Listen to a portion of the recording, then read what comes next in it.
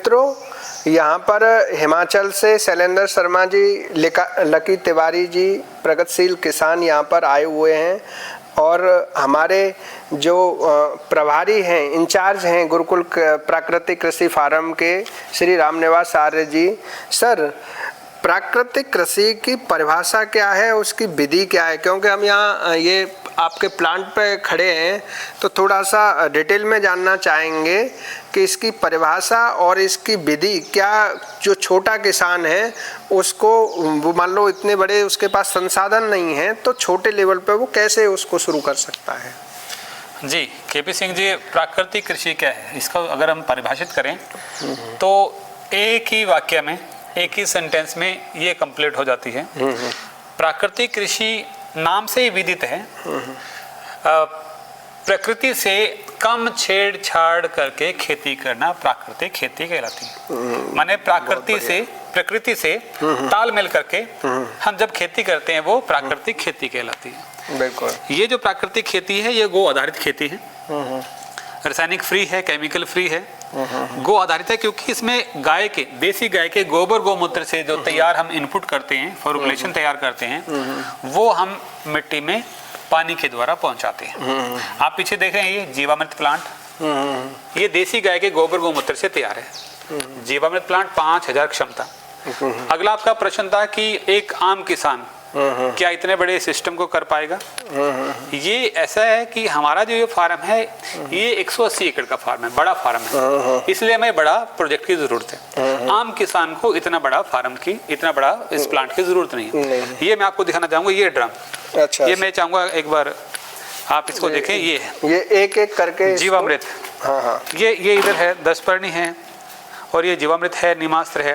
ये सबसे बात जो मुख्य बताना चाह रहा हूँ कि एक जो किसान है उसे ये ड्रम काफ़ी है। ये 200 लीटर का ड्रम है, आप दिखाइए। ये 200 लीटर का ड्रम, इसमें हम क्या करते हैं, जीवामृत तैयार करते हैं। एक आम किसान तैयार कर सकता है। इसमें हम 200 लीटर का प्लास्टिक का ड्रम लेंगे, 170 लीटर इसमें पानी भरेंगे, 8 से 10 किलो देसी गाय का गोबर, 8 से 10 लीटर देसी गाय का गौमूत्र, 1.5 से 2 किलो हम इसमें किसी भी दाल का बेसन, 1.5 से 2 किलो गुड़, पुराना गुड़ भी चलेगा, और इसमें फिर हम 1 मुट्ठी मिट्टी, कहाँ की, बड़े पेड़ के नीचे की, वो एक कल्चर का काम करेगी। उस मिट्टी में क्या है, मिट्टी के जीवाणु हैं, वो इसमें डालेंगे। गोबर में जीवाणु थे, गौमूत्र में जीवाणु, और फिर मिट्टी के जीवाणु, और उन्हें मिलेगा बेसन खाने के लिए प्रोटीन के रूप में, और गुड़ से मल्टीप्लाई होंगे।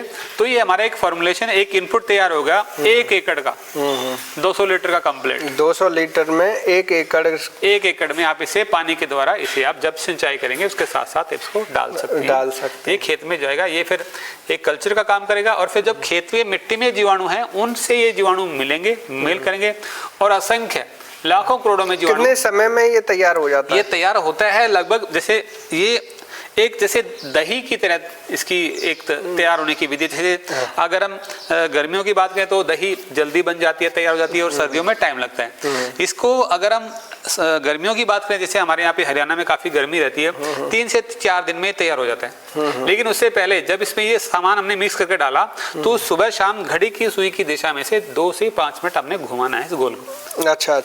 और 3 से 4 दिन में तैयार हो जाएगा। अच्छा। ये गर्मियों में जैसे टेम्परेचर थोड़ा सा कम होता जाएगा, इस पे 5 दिन लगेंगे, 6 दिन लगेंगे, और सर्दियों में 7-8 दिन भी लग सकते हैं इसको तैयार होने में। अच्छा। तो सर्दियों में 7-8 दिन में तैयार हो जाएगा। अब गर्मियों में इसको हम 3 दिन में तैयार, 3 से 4, और 1 सप्ताह के अंदर ही खेत में पहुंचा देना है। और सर्दियों में ये 7 से 8 दिन में तैयार होगा, लेकिन 15 दिन तक भी खराब नहीं होगा। इसको आप फार्म पर जब जब पानी देंगे इसे पहुंचा सकते हैं। हाँ सर, ये बताइए कि जैसे किसान कीटनाशकों का प्रयोग करता है, कीड़ा लग जाता है, बीमारी आ जाती है फसल में। मैं देख रहा हूँ यहाँ पे ये नीमास्त्र और 10 पर्णी और अग्नि अस्त्र, ब्रह्मास्त्र, ये सब चलते हैं। हाँ। इनका उपयोग क्या है? देखिए, थोड़ा सा पहले तो जैसे कि मैंने कहा कि प्राकृतिक खेती, और प्राकृतिक खेती को अगर आप और आसान तरीके से समझे तो जंगल मॉडल को देख लो।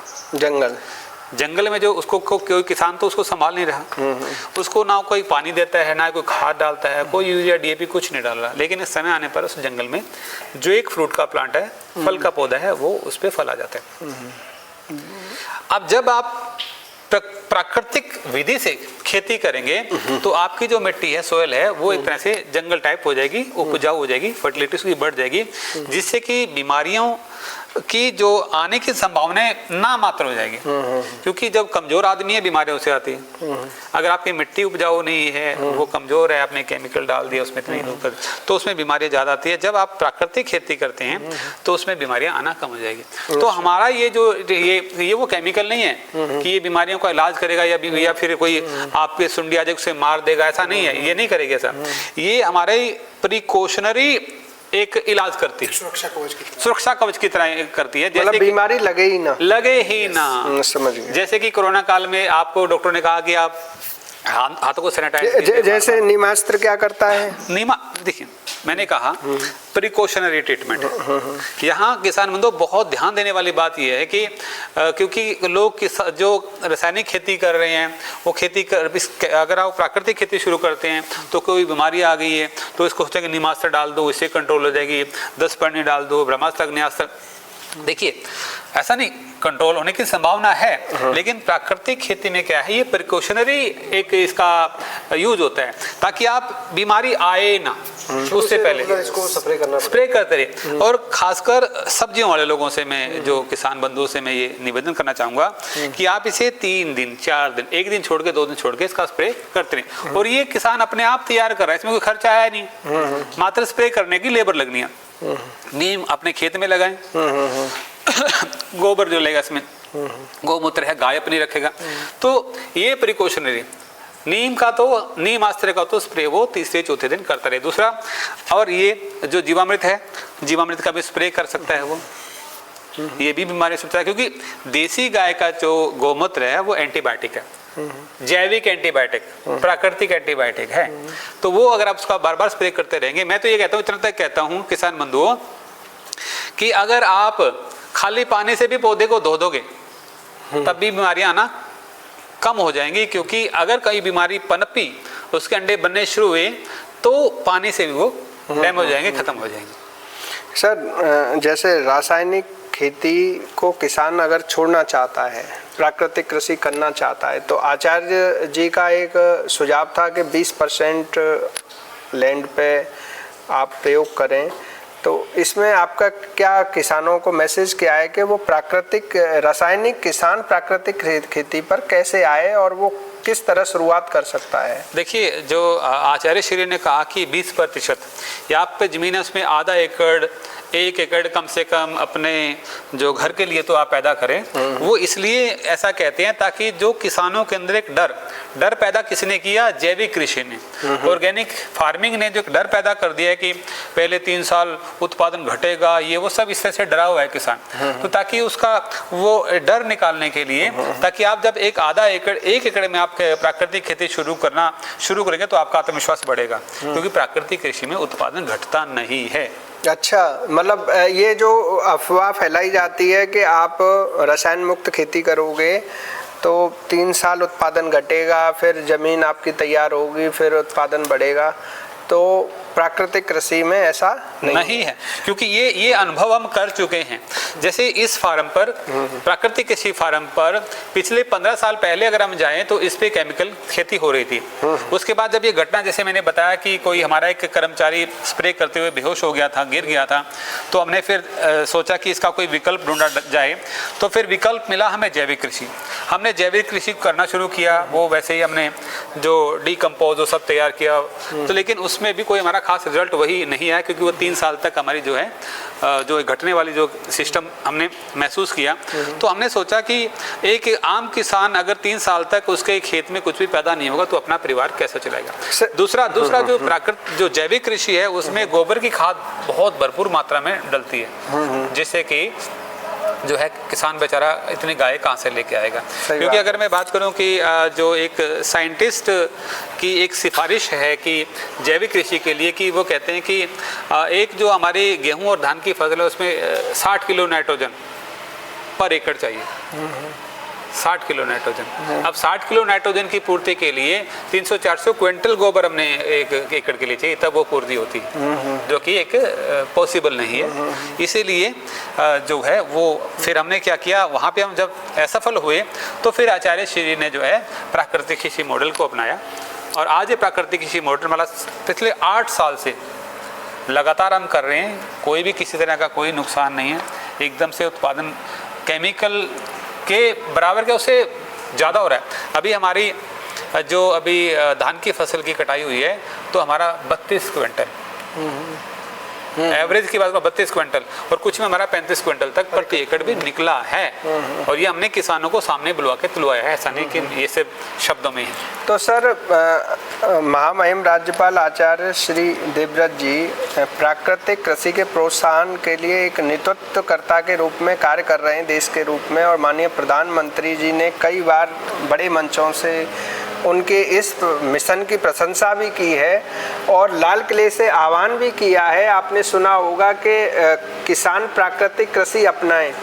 क्या जब आप प्राकृतिक कृषि ये मॉडल आपने तैयार किया, यहाँ पर आपके जो शोध है, क्योंकि आपने तो एक ऐसी चीज कर दी कि वो जो साइंस को भी कई बार उसने चैलेंज कर दिया, यहाँ पर जो महत्वपूर्ण विजिट रहे हों वैज्ञानिक या अंतर्राष्ट्रीय या जो भी, या कृषि मंत्री या प्रधानमंत्री, उनके बारे में आप थोड़ा सा इन जो आपके जो चित्र हैं इनके माध्यम से थोड़ा सा आप बताना चाहेंगे। ये आप सामने देख रहे हैं जो हमारे यहाँ पे 6 एक गवर्नर्स प्रदेश के, और यहाँ पे आए हैं, और पूर्व राष्ट्रपति रामनाथ कोविंद, 6 गवर्नर एक साथ और यहाँ पे आनंदी भाई पटेल जी हैं, आप जानते हैं, वो भी विजिट करके जा चुके हैं। और रामनाथ कोविंद जी वो विजिट, मतलब हर रोज यहाँ पे आने जाने वाले VIPs का और क्या कहते हैं कि किसानों का, कृषि वैज्ञानिकों का तांता लगा हुआ है। अच्छा। वो सब ये चल रहा है। तो गुरुकुल प्राकृतिक कृषि फार्म के पास किसानों को प्राकृतिक कृषि के लिए प्रशिक्षण देने की क्या व्यवस्था है उसकी? हमारे पास प्राकृतिक कृषि ट्रेनिंग सेंटर है, गुरुकुल कुरुक्षेत्र का अपना प्राकृतिक कृषि ट्रेनिंग सेंटर है, और उसके साथ साथ हरियाणा गवर्नमेंट का भी अपना प्राकृतिक कृषि ट्रेनिंग सेंटर यहाँ पे है। और जिस पर यहाँ पर किसान आकर, उसमें जो सेंटर है गवर्नमेंट हरियाणा का, फ्री में किसान आकर ट्रेनिंग लेके जा सकते हैं। और दूसरा आपने बताया कि जो आचार्य श्री का जो ये एक मिशन जो प्राकृतिक कृषि को लेके पूरे देश में है, मैं तो ये कहूँगा कि इतना बड़ा धार्मिक और पुण्य का कार्य जो हमारे परम आदरणीय आचार्य श्री देवव्रत जी राज्यपाल गुजरात ने जो लिया है, ये धार्मिक कार्य है और पुण्य का कार्य भी है। और मैं ये समझता हूँ कि इस प्राकृतिक कृषि देश की 70% समस्याओं का समाधान है, 70%।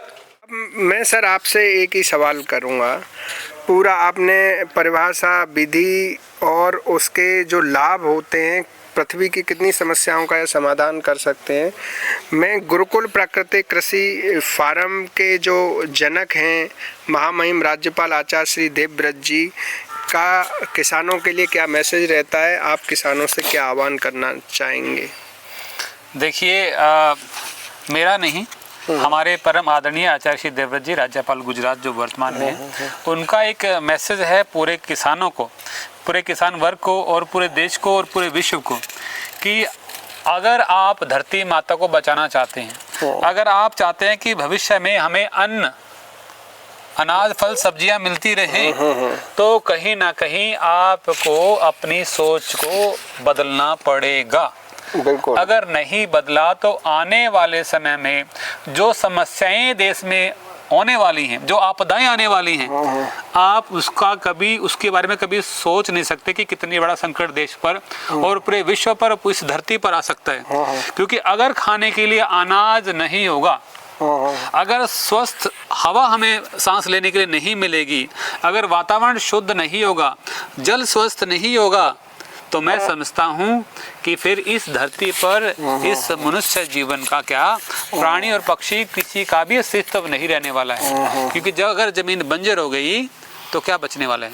तो मेरा किसान बंधुओं से, मेरी तरफ से और हमारे पूरे गुरुकुल परिवार की ओर से, और जो मिशन हमारे परम आदरणीय आचार्य श्री का है कि हमने इस मिशन को, प्राकृतिक कृषि मिशन को जन जन तक पहुंचाना है, ताकि हम जो है अपने देश के किसान को बचा सकें, अपने राष्ट्र का स्वास्थ्य बचा सकें, अपने पानी को दूषित होने से बचा सकें, वायुमंडल को दूषित होने से बचा सकें, ग्लोबल वार्मिंग पर नियंत्रण हो, और सबसे बड़ी बात कि ये जो गौ माता है जिसकी हम जय जयकार करते हैं, वो गौ माता जो है उसका आदर सम्मान बढ़े, और उसका आदर सम्मान तब बढ़ेगा जब प्राकृतिक कृषि मॉडल जो हमारे आचार्य श्री का है वो किसान बंधु अपनाएंगे। हम सब इस मिशन में जुड़कर उनका सहयोग करेंगे, तो कहीं न कहीं निस्संदेह हम इस राष्ट्र को, इस देश को, धरती माता को, गौ माता को और इस वायुमंडल के वातावरण को और जन जन के जो स्वास्थ्य को बचा सकते हैं। मेरा ये मिशन है।